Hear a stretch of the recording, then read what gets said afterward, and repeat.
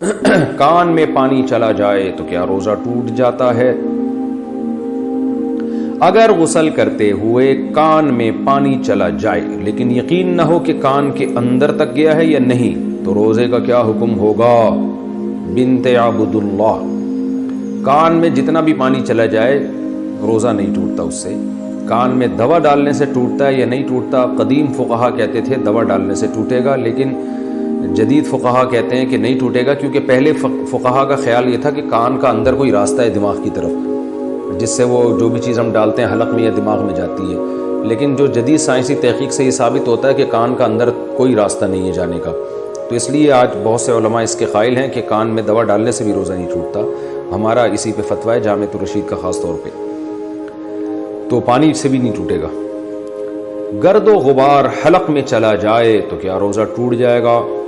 دانیال امین کراچی سے، گرد و غبار کے حلق میں جانے سے کیا روزہ ٹوٹ جاتا ہے یا نہیں، اور اس کا پتہ کیسے چلے گا؟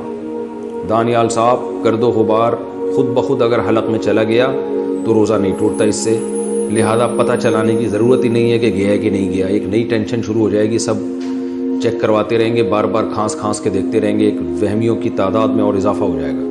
تو آپ راستے میں جا رہے ہیں، گرد و غبار ہے، طوفان ہے، مٹی ہے، کوئی جھاڑو دے رہا ہے، گرد اڑ رہی ہے، خود سے گرد و غبار جا رہی ہے، تو ٹینشن لینے کی ضرورت نہیں ہے۔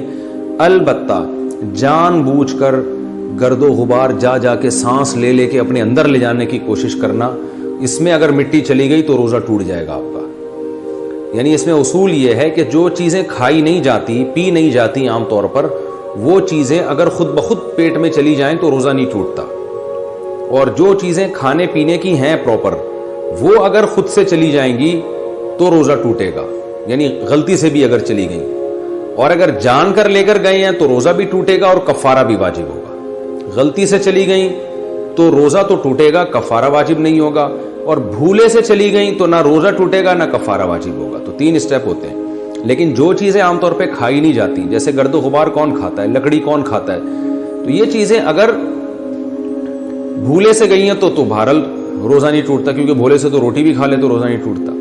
غلطی سے گئی ہیں، غلطی کا مطلب یہ ہوتا ہے کہ آپ کا ارادہ نہیں تھا مگر پھر بھی چلی گئی، تو بھی روزہ نہیں ٹوٹتا۔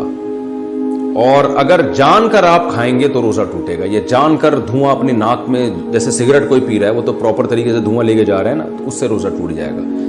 اسی وجہ سے علماء کہتے ہیں کہ اگر آپ مسواک کر رہے ہیں اور غلطی سے مسواک کا ریشہ آپ کے حلق میں چلا گیا، پیٹ میں چلا گیا، تو روزہ نہیں ٹوٹتا، کیونکہ وہ لکڑی کھانے کی چیز نہیں ہے، وہ آپ نے ارادے سے نہیں کھایا، غلطی سے گئی ہے۔ لیکن اگر روٹی غلطی سے بھی چلی جائے تو روزہ ٹوٹ جاتا ہے۔ تو گرد و غبار کے قریب جا کے اس کو اپنی ناک سونگھنا وہاں، یا دھوئیں کے قریب جا کے سونگھنا، یہ روزے میں ٹھیک نہیں ہے۔ خود سے جو دھواں اڑ رہا ہے، گرد و غبار ہے، وہ اگر چلا جاتا ہے تو اس سے کوئی فرق نہیں پڑتا۔